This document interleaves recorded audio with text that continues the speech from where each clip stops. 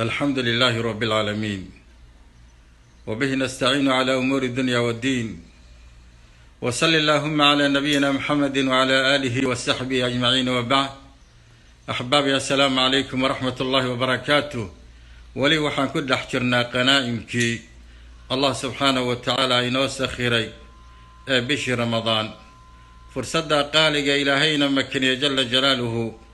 inaan kaga faa'iidaysano ilaahay subxaanahu wa tacaala taacadiisa iyo cibaadaadkiisa iyo salawaadkiisa iyo qiraa'ada qur-aanka kariimka iyo dikriga ilaahay subxaanahu wa tacaala yaa ayuha alaxiba loo baahan yahay fursaddan qaaliga qiimaha badan waxaa laga yaabaa qofku mar kale inay soo marin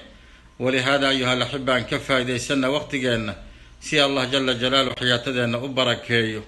وقنا دقمت إن أنفعه في يوم لا ينفع مال ولا بنون مال قيامها هذا والله أعلم.